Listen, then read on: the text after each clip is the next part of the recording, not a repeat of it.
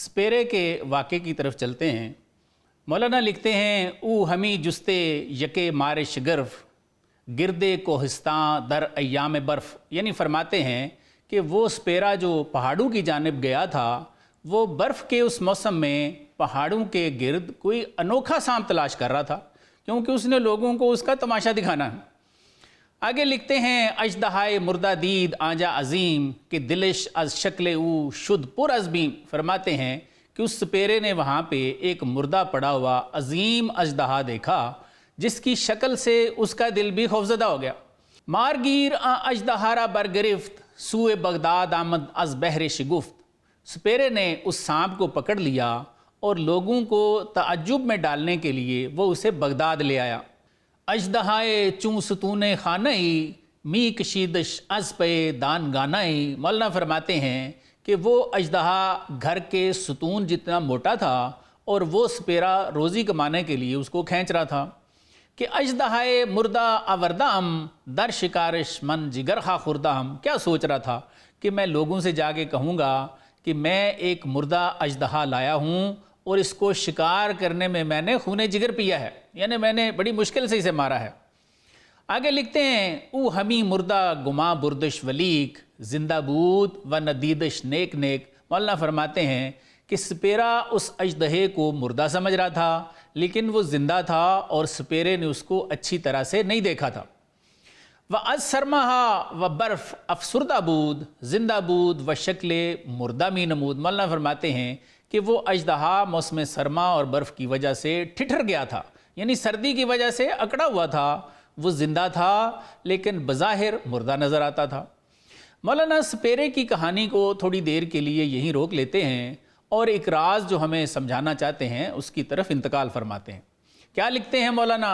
عالم افسردہ است و نام او جماد جامد افسردہ بود اے استاد، فرماتے ہیں کہ یہ عالم موجودات ٹھٹھرا ہوا ہے اور اس کا نام جماد ہے۔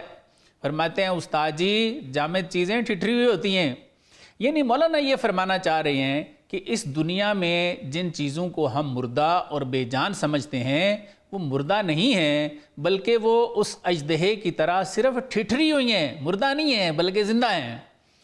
آگے لکھتے ہیں باش تا خورشید حشر آید آیاں تاب بینی جنبش جسم جہاں، فرماتے ہیں برخوردار ہماری بات تو تم سنتے نہیں ہو لیکن تھوڑی دیر انتظار کر تاکہ حشر کا سورج نمودار ہو جائے، پھر تو دنیا کے جسم کو حرکت کرتا ہوا خود ہی دیکھ لے گا۔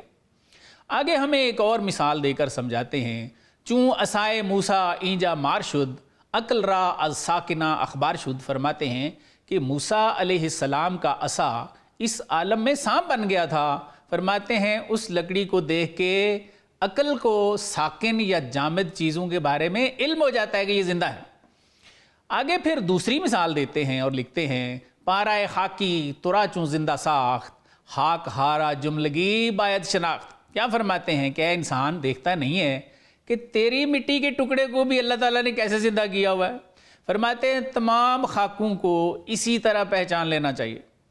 آگے مزید وضاحت فرماتے ہیں مردہ ازیں سویند و زاں سو زندہ اند خامشیں جا و آن طرف گوئندہ اند، فرماتے ہیں جان لو یہ جامد چیزیں اس جانب یعنی اس دنیا میں ہمیں مردہ نظر آتی ہیں لیکن یہ چیزیں اللہ تعالیٰ کی جانب زندہ ہیں، اس جگہ چپ ہیں اور اس جگہ بولنے والی ہیں۔ آگے اس بات کو اور بھی کھول دیتے ہیں اور فرماتے ہیں چوں ازاں سو شاں فرستن سوئے ما آ اسا گردد سوئے ما اژدہا، فرماتے ہیں کہ ان چیزوں کی جو اصل اللہ تعالیٰ کے ہاں ہے جب وہ اس اصل کو ہماری طرف اللہ بھیجتے ہیں تو وہ لاٹھی ہمارے پاس آ کے فوراً اژدہا بن جاتی ہے۔ مزید فرماتے ہیں کہ اس طرح جامد چیزوں میں غور کرتے جاؤ اور کیا فرماتے ہیں کچھ مثالیں دیتے ہیں، فرماتے ہیں کوہا ہم لہن داؤدی کند جوہر آہن بکف موم شود، فرماتے ہیں کہ اس طرح پہاڑ بھی داؤد علیہ السلام کا لہجہ اختیار کر لیتے ہیں اور لوہا ان کے ہاتھ میں نرم ہو جاتا ہے۔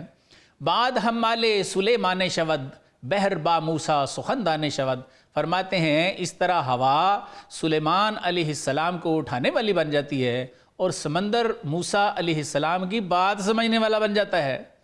ماہ با احمد اشارت بی شود نار ابراہیم را نصری شود، اور کیا فرماتے ہیں کہ اس طرح چاند حضور صلی اللہ علیہ وآلہ وسلم کا اشارہ سمجھنے والا بن جاتا ہے اور آگ ابراہیم علیہ السلام کے لیے نسرین بن جاتی ہے۔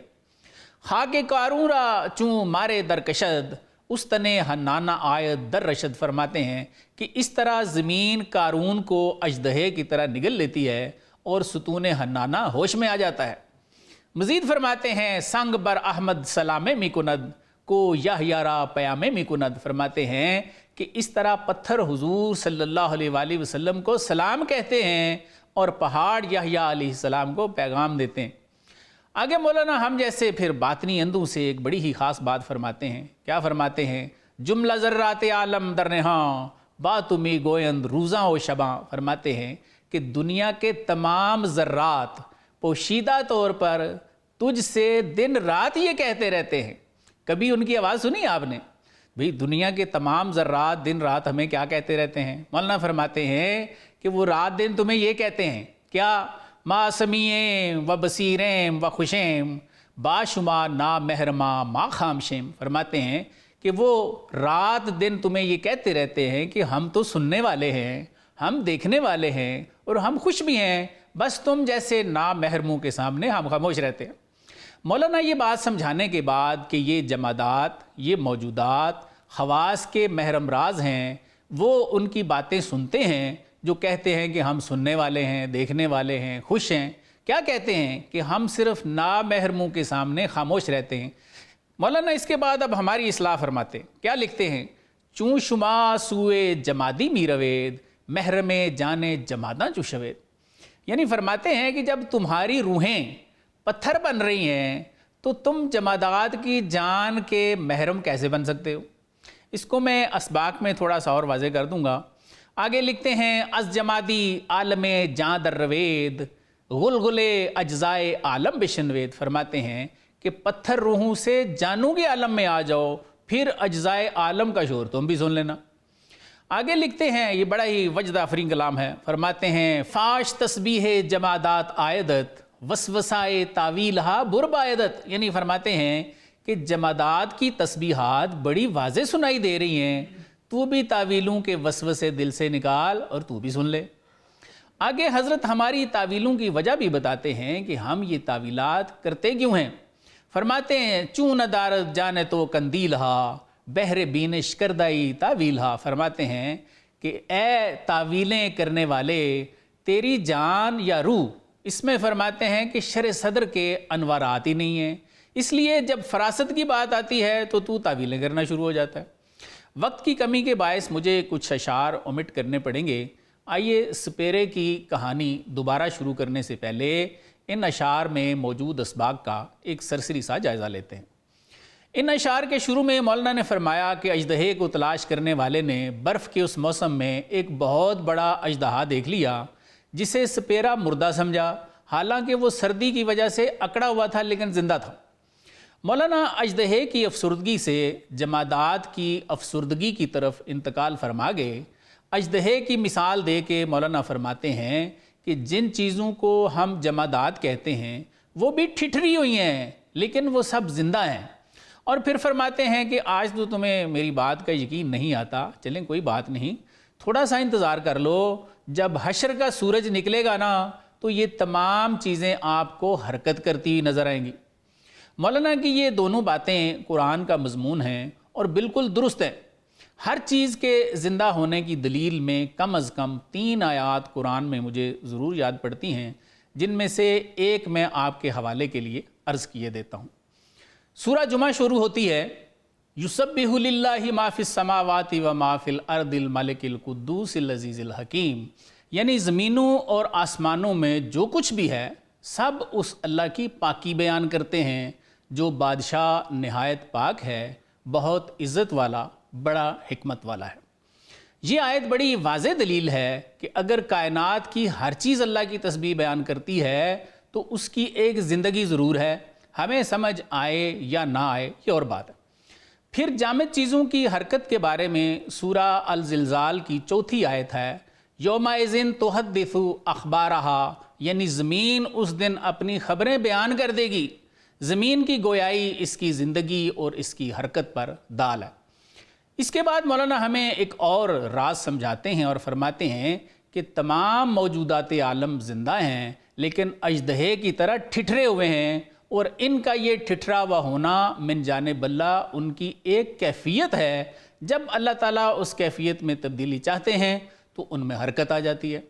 فرماتے ہیں بالکل اسی طرح موسیٰ علیہ السلام کی لاٹھی سانپ بن جاتی ہے، پہاڑ داؤد علیہ السلام کے ساتھ مل کے گانے والے ہو جاتے ہیں،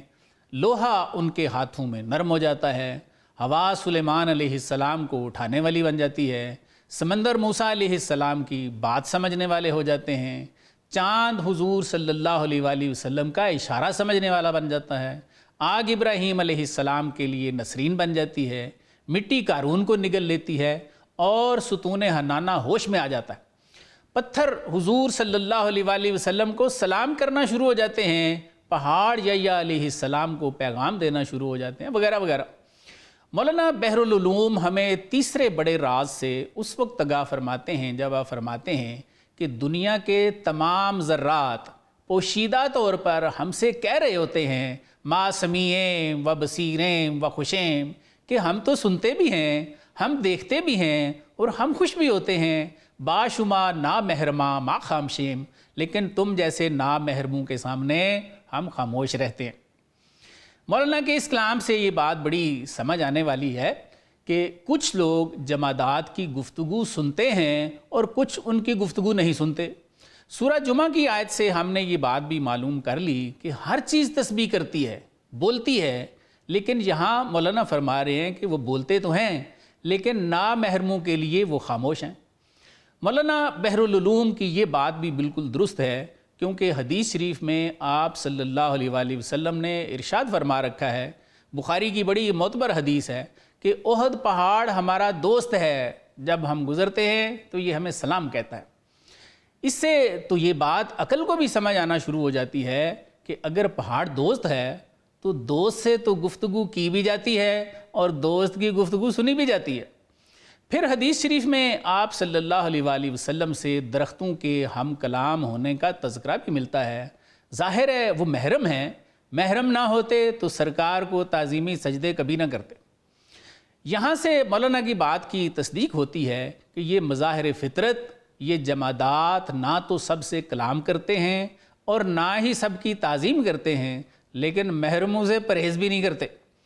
حضرت علامہ نے بھی کچھ سوچ کے ہی فرمایا ہوگا، خدا اگر دل فطرت شناس دے تجھ کو، سکوت لالا و گل سے کلام پیدا کر، دیار عشق میں اپنا مقام پیدا کر، نیا زمانہ نئے صبح و شام پیدا کر۔ آپ نے یہ کلام یقیناً سن رکھا ہے۔ انبیاء اولیاء کا جمادات سے ہم کلام ہونا، ان کا محرم راز ہونا ثابت کرنے کے بعد مولانا ان اشعار کا چوتھا راز ہمارے لیے اس وقت چھوڑتے ہیں جب آپ فرماتے ہیں کہ جب تمہاری روحیں پتھر بن رہی ہیں تو تم جمادات کی جانوں کے محرم کیسے ہو سکتے ہو؟ یہ بھی قرآنی مضمون ہے کہ دل پتھر ہو جاتے ہیں۔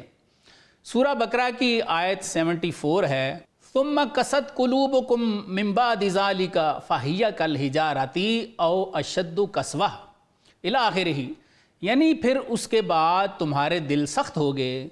تو وہ پتھروں کی مثل ہیں، بلکہ ان سے بھی زیادہ سخت ہیں، اور پتھروں میں سے تو کچھ ایسے ہیں جن سے ندیاں بہہ نکلتی ہیں، اور کچھ وہ ہیں جو پھٹ جاتے ہیں تو ان سے پانی نکلتا ہے، اور کچھ وہ ہیں جو اللہ کے ڈر سے گر پڑتے ہیں اور اللہ اس سے بے خبر نہیں ہے جو کچھ تم کرتے ہو۔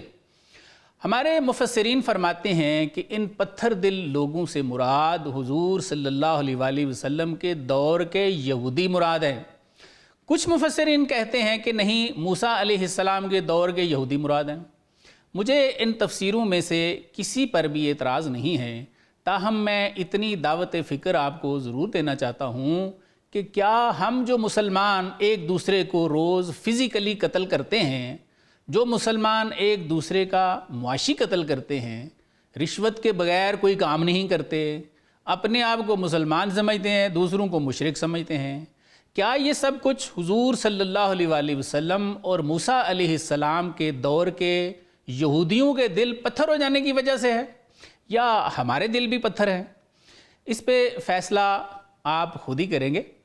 مولانا تو فرماتے ہیں کہ ہماری روحوں کا حال بھی یہی ہے، ہمارے برے اعمال کا زنگ چڑھ چڑھ کے مولانا فرماتے ہیں کہ ہمارے دل بھی پتھر بن رہے ہیں، اور فرماتے ہیں کہ جب تمہاری روحیں بھی پتھر بن رہی ہیں تو پھر تم جمادات کی روحوں کے محرم راز کیسے ہو سکتے ہو؟ اس لیے فرماتے ہیں کہ اس پتھر پن سے جانوں کے عالم میں واپس آ جاؤ، اور جمادات عالم کے اجزاء کا شور فرماتے ہیں پھر تم بھی سن لینا۔ مولانا فرماتے ہیں فاش تسبیح جمادات عائدت، فرماتے ہیں کہ جمادات کی تسبیح بڑی واضح سنائی دے رہی ہے۔ وسوسائے تعویلہا بربائدت، فرماتے ہیں کہ بس تمہیں اپنے دلوں سے تعویلوں کے وسوسے نکالنے کی ضرورت ہے، پھر تم بھی سن لو گے۔ ان اشعار کا آخری راز اور آخری سبق مولانا نے ہمیں اس شعر میں دیا، چون دارت جانے تو قندیل ہا بہر بینش کردائی تعویل ہا، یعنی فرماتے ہیں چونکہ تیری جان میں شرع صدر کی قندیل کے انوار ہی نہیں ہیں، اس لیے جب کوئی بصیرت کی بات شروع کرتا ہے تو تعویلیں کرنی شروع کر دیتا ہے۔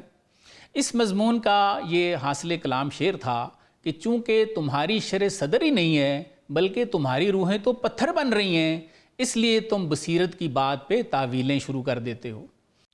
تم نے جمادات کی تسبیحات خاک سننی ہے، اگرچہ وہ دن رات بول رہے ہیں اور صاحب انعام لوگ ان کے محرم راز بھی ہیں۔ ناظرین، سپیرا جو کہ اس اژدہے کو اٹھا کر بغداد لے آیا تھا، اس کی کہانی کو ہم مکمل کرنے جا رہے ہیں، لیکن ایک چھوٹے سے وقفے کے بعد۔